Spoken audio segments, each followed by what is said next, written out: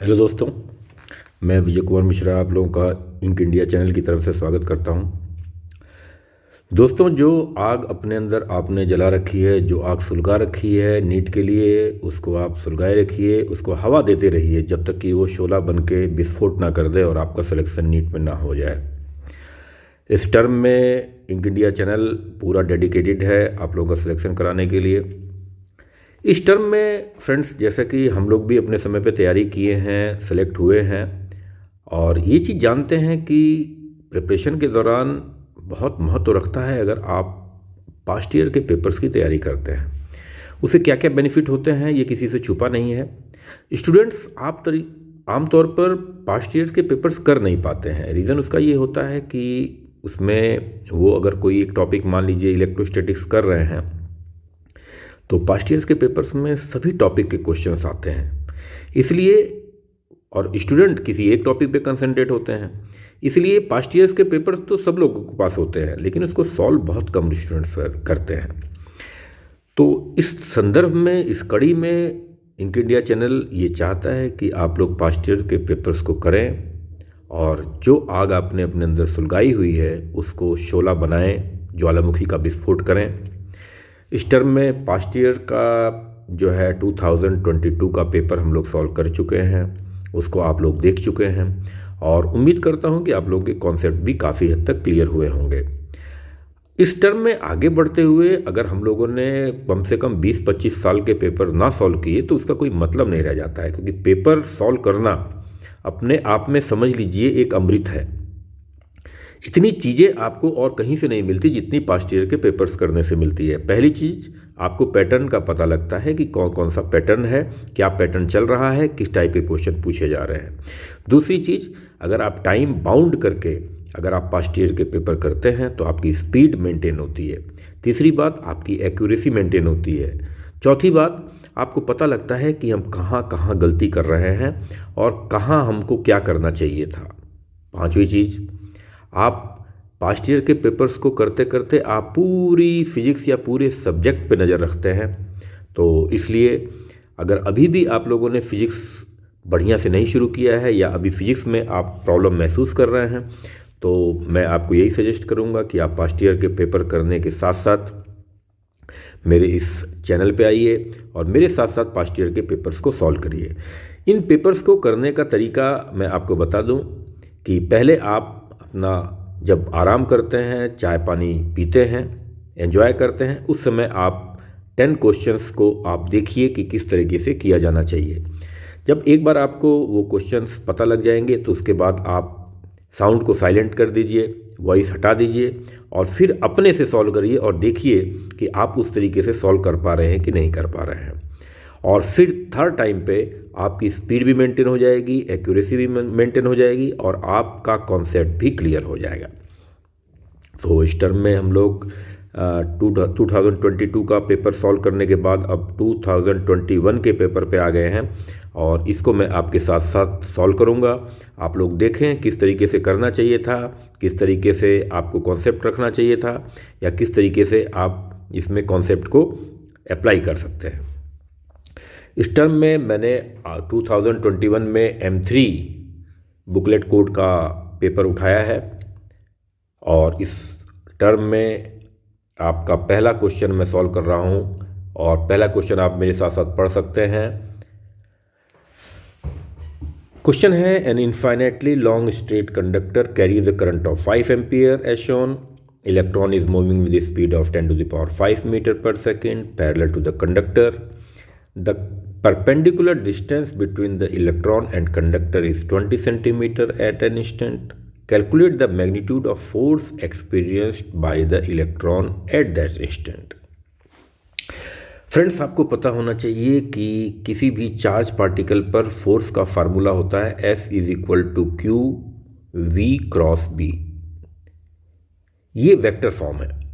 इसको जब आप स्केलर फॉर्म में चेंज करते हैं तो आप इक्वेशन बनती है F=q(v)b)sin θ। इससे आप फैमिलियर हैं, इसको आप जानते हैं और अगर वेक्टर फॉर्म में पूछा जाए तो ये भी आपको पता होना चाहिए। क्यू चार्ज की वैल्यू है, वी स्पीड है या वेलोसिटी है, और बी मैग्नेटिक फील्ड है, साइन थीटा वी और बी के बीच का एंगल है। अब आपको पता है 5 एम्पियर की करंट फ्लो हो रही है वायर में, वायर इन्फानाइट है, लॉन्ग टू लॉन्ग यानी इन्फाइनेटली लॉन्ग वायर है। तो इसके लिए सबसे पहला काम आपको बी को कैलकुलेट करना पड़ेगा, और आपको पता है कि अगर इन्फाइनाइट लॉन्ग वायर रहता है तो उससे आर डिस्टेंस पर मैग्नेटिक फील्ड की वैल्यू होती है B is equal to mu not I by 2πr। यहाँ आपको पता भी होना चाहिए कि जहाँ पर इलेक्ट्रॉन मोशन कर रहा है वहाँ पर जो मैग्नेटिक फील्ड है वो out of plane of paper है, और उसके अपोजिट साइड में क्रॉस में आएगी, यानी कि into the plane of paper है। बी की वैल्यू निकालने में आप म्यू नॉट की वैल्यू रखेंगे 4π इंटू 10⁻⁻⁷, आई की वैल्यू आप रखेंगे 5 एम्पियर और नीचे 2π, और आर आपका 20 सेंटीमीटर है यानी 0.2 मीटर। इसे आप पाई की वैल्यू को कैंसिल आउट करेंगे और आपके पास आ जाएगा बी की वैल्यू 50 इंटू 10⁻⁻⁷ टेस्ला, और एफ की वैल्यू आपकी आ जाएगी क्यू यानी 1.6 इंटू 10⁻⁻19। ये आपका इलेक्ट्रॉन के ऊपर चार्ज की वैल्यू है, और वेलोसिटी जो दे रखी है वो 10⁻5 दे रखी है, और बी की वैल्यू आप ले रखी है 5 इंटू 10⁻⁻6। इस टर्म में आपको मालूम है 16 5 आपका हो जाएगा 8 इंटू 10⁻⁻20 न्यूटन। तो फ्रेंड्स आप इसमें देखते हैं कि ये क्वेश्चन आपका बहुत कॉन्सेप्चुअल था। ये क्वेश्चन की थ्योरी आप 12th में ही पढ़ लेते हैं, F is equal to Q B B sine theta, और ये क्वेश्चन आपका ऑप्शन हो गया आपका 4th, और इस तरीके से हम लोगों ने फर्स्ट क्वेश्चन को आसानी से सॉल्व कर लिया। दोस्तों इस टर्म में अगले क्वेश्चन की तरफ बढ़ते हैं टाइम ना वेस्ट करते हुए। Dipole is placed in an electric field as shown in which direction will it move.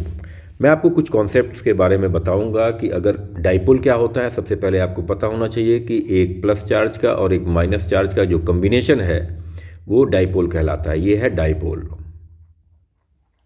और डाइपोल अगर किसी इलेक्ट्रिक फील्ड में रखा हुआ है तो इलेक्ट्रिक फील्ड भी दो प्रकार की होती हैं। एक इलेक्ट्रिक फील्ड आपकी होती है यूनिफॉर्म यानी पैरेलल लाइन होती हैं, तो इलेक्ट्रिक फील्ड होती है यूनिफॉर्म। और अगर लाइनें पैरेलल ना हो, बढ़ घट रही हो, तो ये होता है नॉन यूनिफॉर्म। और इसमें कॉन्सेप्ट ये भी यूज होगा कि जहां लाइनें आपस में नज़दीक होती हैं वहां इलेक्ट्रिक फील्ड की वैल्यू ज़्यादा होती है, जहां लाइनें दूर दूर हो जाती हैं वहां इलेक्ट्रिक फील्ड की वैल्यू कम हो जाती है, लेस हो जाती है।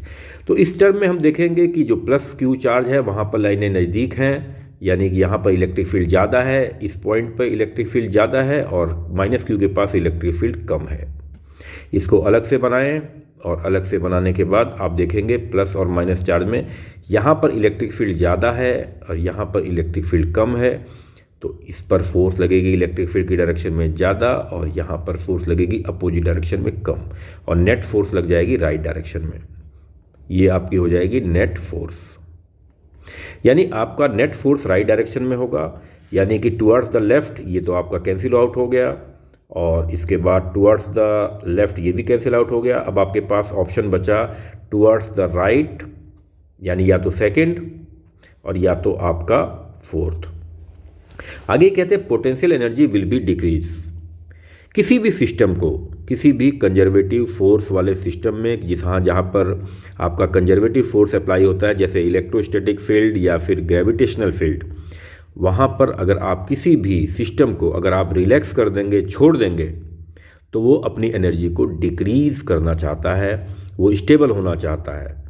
तो इसका मतलब ये हो गया कि अगर आप इस डाइपोल को छोड़ेंगे तो ये डाइपोल राइट डायरेक्शन में तो मूव करेगा क्योंकि नेट फोर्स राइट डायरेक्शन में लग रही है, और अपनी एनर्जी को डाउन करते हुए चलेगा, यानी आपका आंसर होना चाहिए सेकंड, और फोर्थ ऑप्शन आपका कैंसिल आउट हो जाना चाहिए। तो फ्रेंड्स आप लोगों ने देखा दूसरा क्वेश्चन भी हम लोगों ने बहुत ही आसानी से सॉल्व कर लिया है। इसके बाद हम लोग तीसरे क्वेश्चन की तरफ चलेंगे। यानी थर्ड क्वेश्चन आपका अल्टरनेटिंग करंट से आया हुआ है। और अल्टरनेटिंग करंट में इसमें आप मेरे साथ साथ पढ़ सकते हैं इस क्वेश्चन को। An inductor of inductance L and a capacitor of capacitance C and resistor of resistance R are connected in series to an AC source of potential difference V as shown in figure. Potential difference across the L के पास potential difference 40 दिया हुआ है, C के पास potential difference 10 दिया हुआ है, और आपके पास R के पास पोटेंशियल डिफरेंस 40 दिया हुआ है, 40 दिया हुआ है। अगर ये DC होता, अगर ये सर्किट पूरा DC होता तो आप V की वैल्यू निकालते 40 + 10 + 40, अगर ये DC होता तो। लेकिन इस समय चूंकि ये AC है, इसमें ये कॉन्सेप्ट आपका यूज़ नहीं होगा। क्यों? क्योंकि आप जब AC में सॉल्व करते हैं सर्किट को तो उस समय आप वोल्टेज को, करंट को वेक्टर फॉर्म में जोड़ते और घटाते हैं। इस बात का आपको पता होना चाहिए। ये आपका सीरीज AC सर्किट है। ये आपका क्या है? Series AC circuit. और आपको पता है सीरीज AC सर्किट में करंट की वैल्यू सब में सेम होगी, सीरीज में करंट सेम रहती है। आपने करंट सब में सेम बना दिया। करंट की वैल्यू कितनी है? आपको दे रखा है कि करंट का the amplitude of current flowing through the LCR is 10√2, यानी एम्पलीट्यूड दे रहा है वो, यानी I0 की वैल्यू दे रहे हैं आपको 10√2। तो IRMS कितना हो जाएगा? IRMS यानी I की वैल्यू जो आपको रखनी है वो रखनी है आपको I0/√2, यानी IRMS आपका हो जाएगा 10 एम्पियर। अब आपको पता है कि ये आपका L है, ये आपका C है, ये आपका R है, और L में यानी इंडक्टर में करंट और वोल्टेज में 90 डिग्री का डिफरेंस रहता है, और वोल्टेज करंट से 90 डिग्री आगे चलती है, यानी लीड करती है। कैपेसिटेंस में क्या रहता है? कैपेसिटेंस में करंट से वोल्टेज 90 डिग्री लैग करती है, यानी पीछे चलती है। और रेजिस्टेंस में करंट की वैल्यू और वोल्टेज की वैल्यू दोनों एक ही फेज में रहती हैं, यानी आप यहाँ पे वोल्टेज बनाएंगे और यहाँ पे वोल्टेज बनाएंगे इस तरीके से। अब इन तीनों जो वोल्टेज आपने बनाया है इसको आप एक ही पॉइंट पर लेके आए। आपने सीरीज में करंट रख दिया यहाँ पर कितना? 10 एम्पियर। और वोल्टेज जो रेजिस्टेंस के पास वोल्टेज था वो करंट के ही तरफ था, करंट के ही सेम फेज में था, तो इसकी वोल्टेज आपने 40 रख दिया। और कैपेसिटेंस के पास वोल्टेज करंट के 90 डिग्री लैग कर रहा था, तो उसको आपने 10 वोल्ट रख दिया। और L के पास वोल्टेज जो था वो 40 था, उसको आपने 90 डिग्री आगे कर दिया। अब इस सभी वेक्टर्स को आपको देखना है। ये आपका 1 वेक्टर, ये आपका 2 वेक्टर, ये आपका 3 वेक्टर, और ये करंट आपका 4th वेक्टर। 4 वेक्टर बने हैं। इसका रिजल्टेंट आपको लेना है। तो आप देख रहे हैं 40 अपवर्ड है, 10 डाउनवर्ड है, तो इसका मतलब आपका नेट जो बचेगा ऊपर की साइड बचेगा 30, राइट डायरेक्शन में बचेगा 40, और करंट तो आपकी रहेगी 10 एम्पियर इस तरीके से। और 40 और 30 इन दोनों का जब आप वेक्टर सम लेंगे तो वेक्टर सम आपका आ जाएगा 30² + 40² का रूट, यानी कि ये आ जाएगा 50 वोल्ट। अब आपको पता है V = I × R होता है। यहाँ पे R की जगह आपको X रखना रहता है AC में। तो वोल्टेज आपका है 50 वोल्ट = I, करंट है आपका 10 एम्पियर, एंड X आपको निकालना है, यानी रिएक्टेंस या इम्पीडेंस। इसको आपने कट कर दिया तो X = आपका आ गया 5, इसलिए आपका आंसर हो गया 4। तो फ्रेंड्स, इसमें आपको ध्यान देना है कि अगर यह DC सर्किट होता तो हम लोगों को कोई टेंशन नहीं होती, क्योंकि हम लोग सीधे सीधे वोल्टेज जोड़ लेते। लेकिन चूंकि ये AC सर्किट है, AC सर्किट में सारे वोल्टेज, सारी करंट वेक्टर के फॉर्म में बनाई जाती हैं, वेक्टर के फॉर्म में जोड़ी या घटाई जाती हैं। तो फ्रेंड्स, आपने देखा तीसरा क्वेश्चन भी आपको पता लग गया, और इस तरीके से आपका एक कॉन्सेप्ट इस तरीके से और क्लियर हो गया। आगे बढ़ते हैं क्वेश्चन नंबर 4 की तरफ।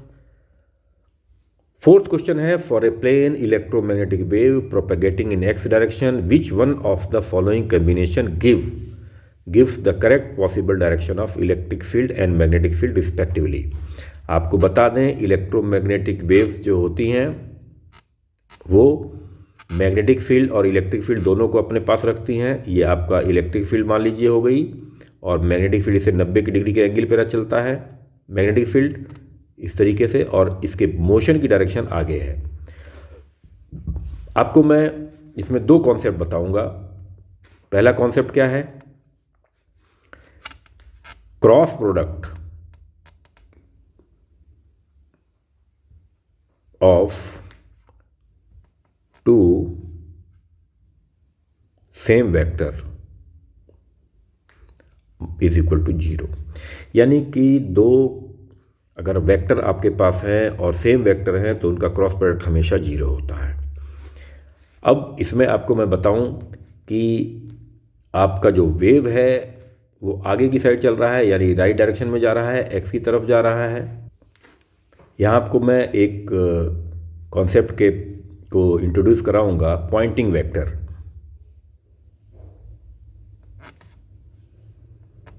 पॉइंटिंग वेक्टर का फार्मूला होता है S is equal to E cross B by mu. अब S क्या होता है, S होता है जिधर एनर्जी फ्लो हो रही है, यानी कि डायरेक्शन ऑफ वेव, और E आपका इलेक्ट्रिक फील्ड है, B आपका मैग्नेटिक फील्ड है। यानी अगर इलेक्ट्रिक फील्ड और मैग्नेटिक फील्ड का क्रॉस प्रोडक्ट लिया जाए तो हमको डायरेक्शन ऑफ वेव मिल जाती है। ये कॉन्सेप्ट है यहाँ पर। अब आप देखेंगे कि पहले वाला ऑप्शन हम लोग चूज़ कर रहे हैं, आपका ये इलेक्ट्रिक फील्ड है और ये मैग्नेटिक फील्ड है, और अगर आप दोनों का क्रॉस प्रोडक्ट लेंगे तो दोनों का क्रॉस प्रोडक्ट बराबर 0 आने वाला है। क्यों? क्योंकि दोनों सेम वेक्टर हैं। J प्लस के यानी इलेक्ट्रिक फील्ड का वेक्टर भी सेम है, और B वेक्टर यानी वो भी J प्लस के है, इसलिए दोनों का क्रॉस प्रोडक्ट 0 आ गया। इसका मतलब इसकी वैल्यू आपकी आ गई 0। अब सेकंड ऑप्शन पे चलते हैं।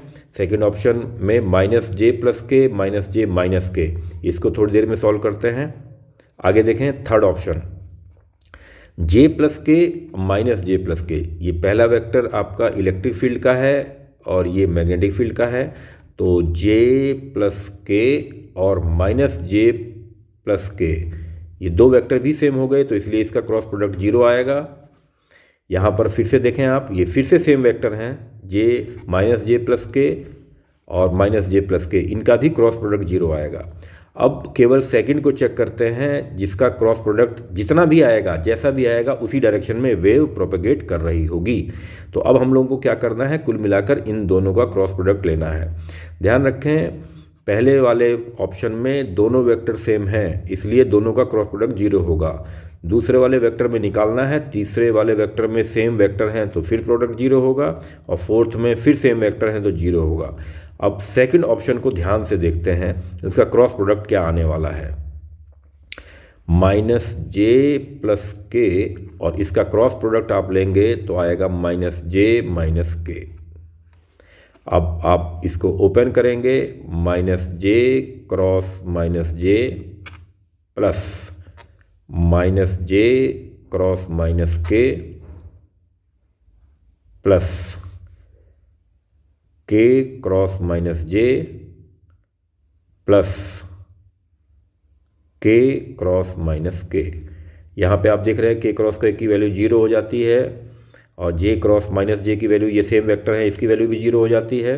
आपके पास J cross K is equal to आपका हो गया J cross K is equal to I।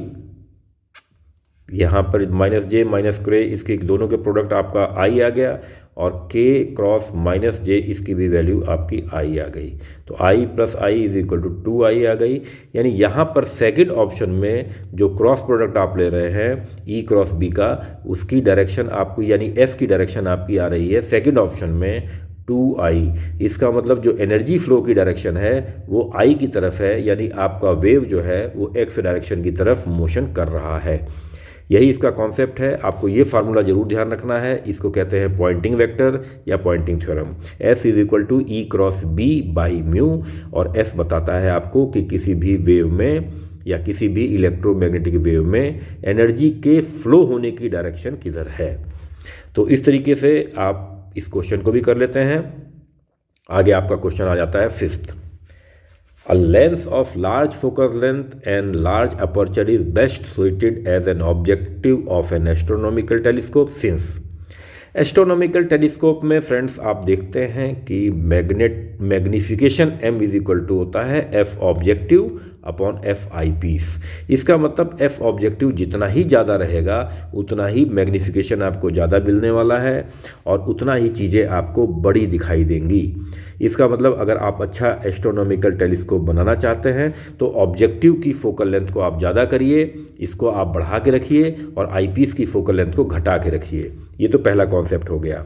दूसरी चीज़ हो गई कि अगर आपका ऑब्जेक्टिव बहुत बड़ा होगा तो जितना ही बड़ा होगा उतना ही उसमें से लाइट ज़्यादा आएगी, उतना ही आपको क्लियर इमेज दिखाई देगी और उतना ही रेजोल्यूशन का मतलब हो गया कि आप उतना ही इमेज आपकी फटेगी नहीं, ब्लर नहीं होगी और आपको क्लियरिटी नज़र आएगी। इसलिए आपका पहला ऑप्शन हो गया large aperture contribute the quality and visibility of the image, सही है। Large area of objective ensure better light gathering power, ये भी सही है। Third option a large aperture provide a better resolution, ये भी एकदम सही है। यानी आपका आंसर होना चाहिए इसमें फोर्थ। तो इसमें आपने फोर्थ ऑप्शन मार दिया।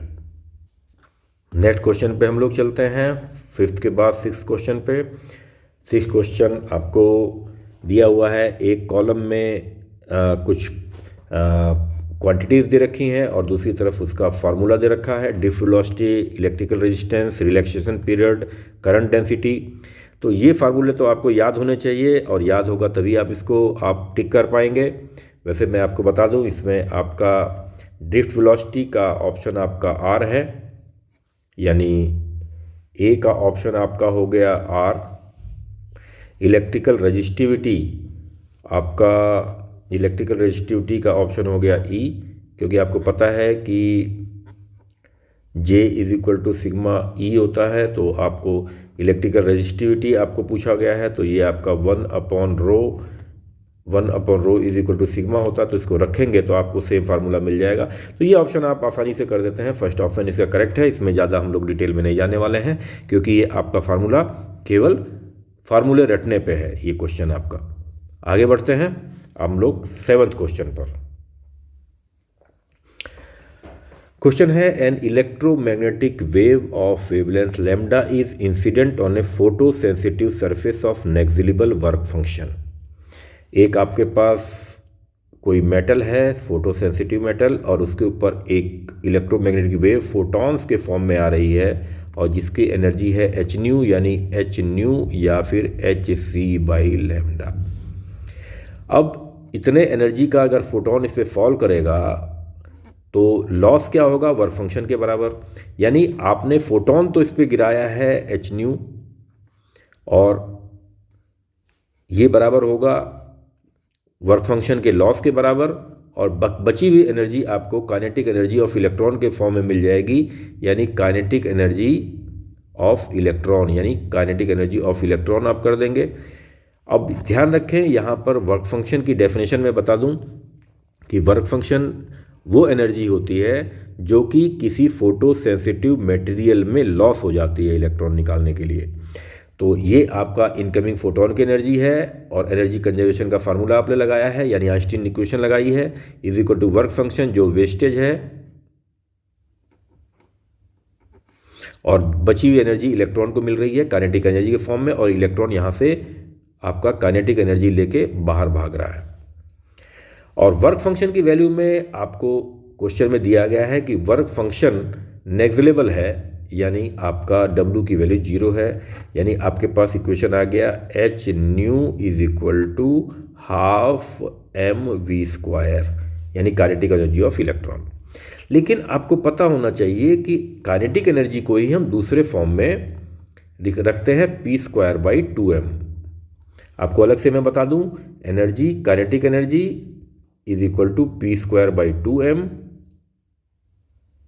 और काइनेटिक एनर्जी का फार्मूला जब मोमेंटम के फॉर्म में बदला जाता है तो यही फार्मूला रखता है। हाफ mv², आप ऐसे भी कर सकते हैं, half mv² is equal to m से ऊपर नीचे मल्टीप्लाई करिए m²v²/2m, यानी कि p²/2m।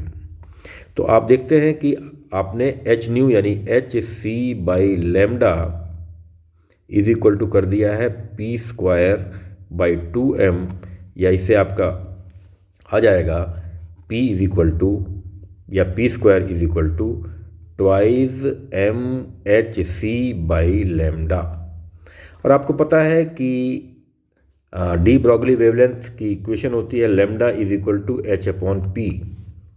ये लेमडा डी ब्रॉगली को डी कर देते हैं, तो आप इसको दोनों तरफ स्क्वायर कर दीजिए, आपके पास आ जाएगा lambda D square is equal to H square upon P square. अब आप इसको बराबर कर दीजिए, आपके पास पी स्क्वायर की वैल्यू को पुट कर दीजिए यहाँ से, H square upon twice M H C by lambda ऊपर चला जाएगा। और आपके पास जो इक्वेशन होल्ड करेगी उसमें से आपको छांटना है कौन सी इक्वेशन होल्ड करेगी। इसमें आपकी इक्वेशन होल्ड करेगी थर्ड, क्योंकि यहाँ से आप लेमडा को अगर आप निकालेंगे तो लेमडा इज इक्वल टू आ जाएगा लेमडा डी स्क्वायर ट्वाइस ये एच से ये स्क्वायर कैंसिल होगा और आपके पास थर्ड ऑप्शन करेक्ट मिलेगा। सो फ्रेंड्स, इसका भी कॉन्सेप्ट हम लोगों का क्लियर होता है। इसमें हम लोगों ने यूज़ किया है आइंस्टीन का फोटो इलेक्ट्रिक इक्वेशन, और दूसरा काइनेटिक एनर्जी और मोमेंटम में रिलेशन हम लोगों ने बनाई है। ये भी क्वेश्चन आप लोगों का क्लियर हो जाता है। दोस्तों, अब हम लोग आ गए हैं क्वेश्चन नंबर 8 पे। क्वेश्चन है a particle is release from height s from the surface of the earth at certain height its kinetic energy is 3 times its potential energy. The height from the surface of earth and the speed of the particle at that instant are respectively. आप earth के surface से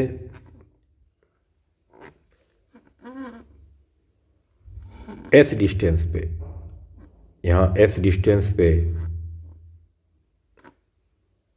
किसी भी body को आप छोड़ते हैं और थोड़ी देर बाद ये बॉडी नीचे आएगी और किसी समय पर एट एन इंस्टेंट, इस समय पर ये कह रहे हैं कि certain height its kinetic energy is 3 times its potential energy.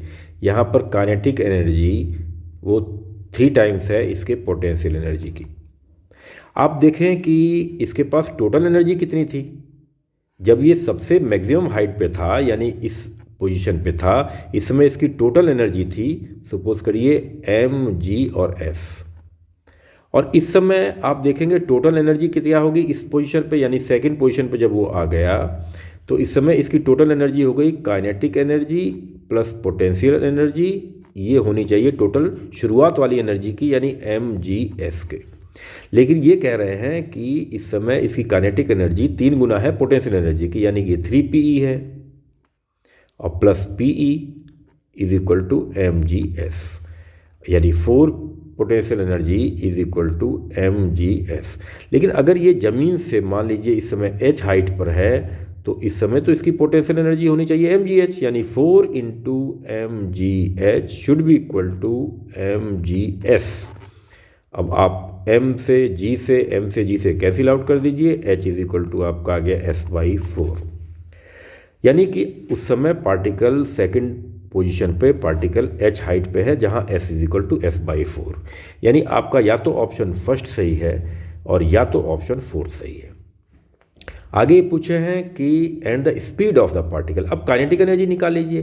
Kinetic energy इस सेकंड पोजीशन पे, यानी इस वाले पोजीशन पे काइनेटिक एनर्जी जो है k इज इक्वल टू है आपका 3 times ऑफ पोटेंशियल एनर्जी, यानी mgh, h है s/4 के बराबर, यानी half mv² is equal to 3/4 mgs।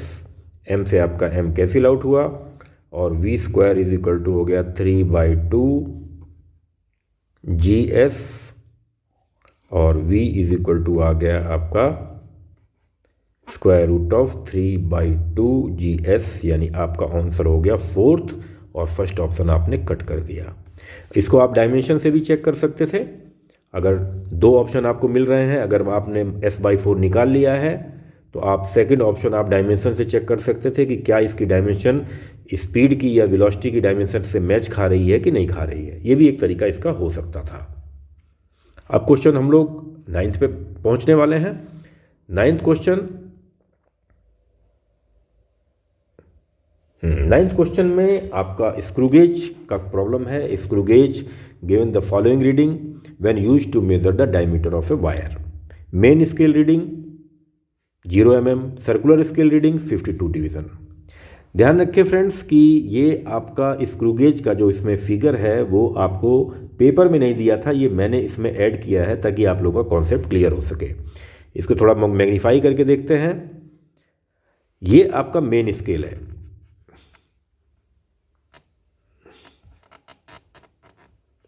और ये आपका है सर्कुलर स्केल।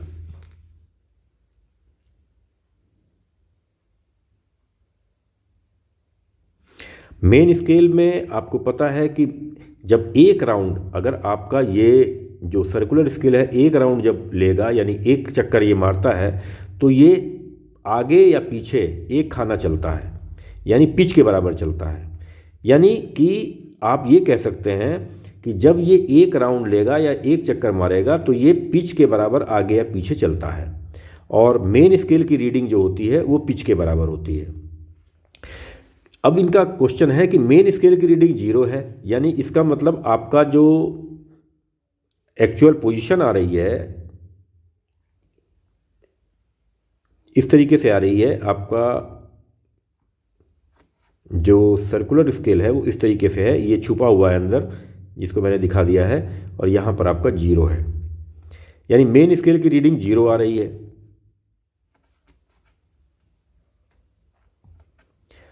और सर्कुलर स्केल की रीडिंग 52 डिवीज़न आ रही है। तो आप ध्यान देंगे कि सर्कुलर स्केल पर, ये सर्कुलर स्केल की जो डिवीज़न है, ये पतले पतले जो आपको दिखाई दे रहे हैं, ये 100 डिवीज़न है। आगे आपको दिया हुआ है कि 1 mm on main scale correspond to 100 division of the circular scale, यानी मेन स्केल पे 1 mm चले या फिर सर्कुलर पे 100 डिवीज़न चले, बात एक ही है। तो सर्कुलर स्केल का 1 डिवीज़न किसके बराबर होगा, यानी सर्कुलर स्केल के 100 डिवीज़न जो हैं वो बराबर किसके हैं, 1 mm के हैं। ये क्वेश्चन में कह रहे हैं। इसके लिए 1 division of circular scale is equal to 1/100 mm, यानी 0.01 mm। अब जो रीडिंग आएगी मेन स्केल में, तो कोई रीडिंग ही नहीं है, इसको आप लोगों को नहीं लेना है, तो मेन रीडिंग आएगी 52 इंटू जो भी सर्कुलर स्केल की रीडिंग है वही लीस्ट काउंट होता है, जो सर्कुलर स्केल की रीडिंग होती है एक खाने की, यही LC होता है, यानी 52 इंटू 0.01 mm, ये आंसर आने वाला है, यानी कि 0.52 mm, यानी 0.052 सेंटीमीटर। आपका आंसर इस प्रकार से हो जाएगा 4th। तो इस प्रकार से आप 9th क्वेश्चन को भी क्लियर कर लेते हैं। अब हम लोग अपने आखिरी क्वेश्चन पर आ गए हैं। आखिरी क्वेश्चन आपका दिया हुआ है, thick current carrying cable of radius R। एक थिक करंट कैरिंग केबल है और ये इन्फिनिटी तक जा रही है, और आई करंट इसमें फ्लो हो रही है, यानी पूरे सरफेस पर आई करंट इसमें पूरे में डिस्ट्रीब्यूटेड है इसके क्रॉस सेक्शन पे।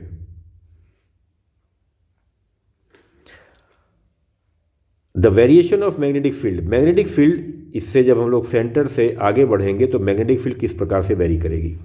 सो फ्रेंड्स, इसमें जिन लोगों ने ज़्यादा दिमाग लगाया होगा उनका गलत हुआ होगा। इसमें ज़्यादा दिमाग लगाने की आवश्यकता नहीं है, लगा सकते हैं लेकिन हमें समय भी बचाना है।